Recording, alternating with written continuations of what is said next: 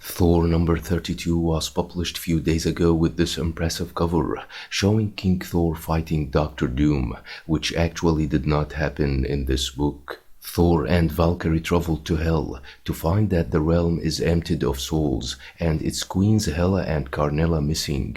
Thor battles Nidhogg, the Eater of Souls, then notices that Odin's spirit disappeared from Mjolnir, while in Latveria, Doctor Doom holds Hela prisoner. In Hell, Thor tells Jane that Odin is gone. Before chasing Nidhogg, who tries to run away, Thor hurls his hammer and hits the monster, demanding his father to be released. 16 years in the future of Asgard, where a statue of Hulk stands, Thor's sister Lausa, who has become a young woman, gets into a dungeon, holding the glaive of Corvus Glaive, who was killed by Thor in his attempts to save baby Lausa. The glaive revives Corvus' broken body, but there is something wrong, as the glaive can rebuild flesh and push life back into cells, but it can't remake the soul. Back in Hell, Thor demands Nidhogg to release Odin, but the monster tries to swallow Thor instead. Thor summons the lightning and strikes Nidhogg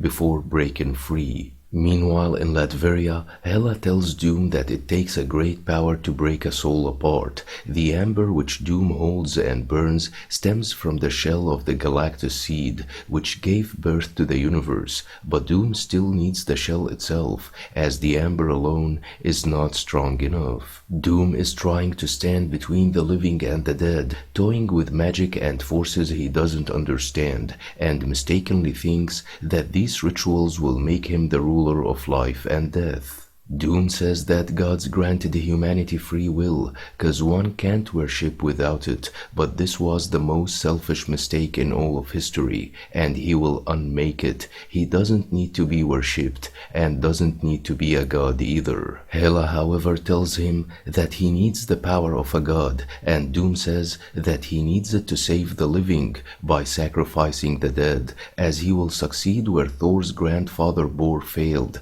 But Hela says that Bor did not fail. It's true that the mountain was exploded and thousands died, but the ritual was successful. In the future of Asgard, Lausa tells Corvus that the chain around his neck is unbreakable, so it would be pointless to try to break free, and then demands to get answers. She asks him why he kidnapped her and drained her blood to open that vault, and asks what he was after in there. Corvus says the stone, and Lausa asks whether it was the black stone, and says that she searched the entire vault, but it wasn't there. Suddenly, she is interrupted by Thor, who has a beard in this future time. He tells her that Corvus' soul left him when he killed him. Thor did not mean to do that, but it was the magic in the Amber Cave which twisted the lightning. Thor tells Lausa that he tried to keep her away from the Forbidden Zone, but in vain. He did not want her to go into that zone,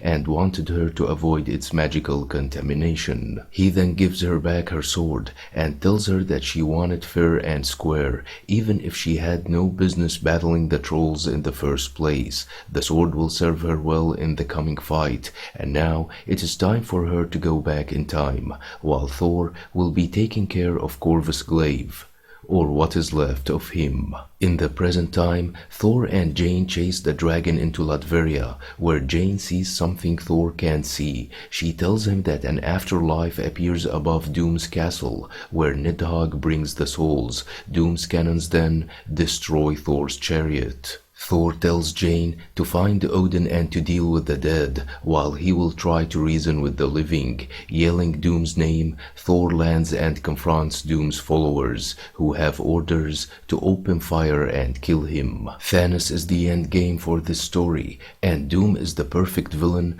to connect everything that has happened with Thor, to get that transition into Thanos. Hope you like the video. Don't forget to subscribe, share, and like. Thanks for watching and have a nice one.